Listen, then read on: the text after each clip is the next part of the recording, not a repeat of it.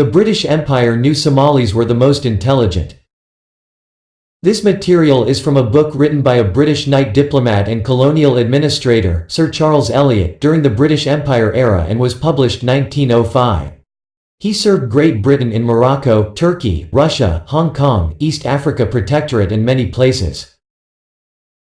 He said, "The future of the Somali race is to my mind one of the most interesting and difficult of the problems presented by East Africa. For the present, I advise that we leave them alone, or at least avoid as far as possible the task of attacking them in their own territory.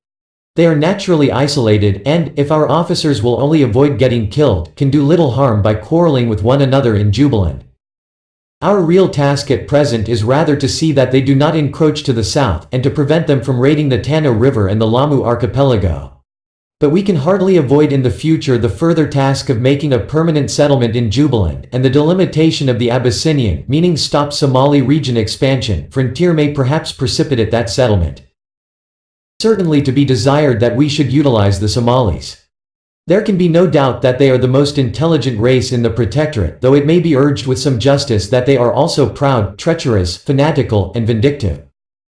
Too much stress, I think, is often laid on these bad qualities, and it is certain that the average Englishman has little sympathy for the Somali. He tolerates a black man who admits his inferiority, and even those who show a good fight and give in, but he cannot tolerate dark color combined with an intelligence in any way equal to his own. This is the secret of the almost universal dislike, and it reappears in the unpopularity of the Somali among East African officials. The Somali are not willing to agree to the simple plan of having a fair fight and then shaking hands when defeated, but constantly indicate that they think themselves our equals or superiors, and not unfrequently prove it.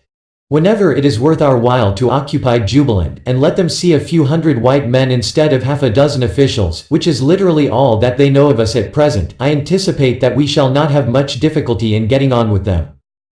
The attractions of civilization are so great for them, and our superiority in this respect so incontestable, that there can hardly be any doubt as to the result. What will happen in the wider limits of Somaliland, north of the Juba, it is hard to predict, but the area to the south is sufficiently small to offer an easy field for the extension of European influence when it is commercially and financially worthwhile. Meanwhile, I think we had better let the Somalis alone, and avoid these conflicts between a lion and a swallow.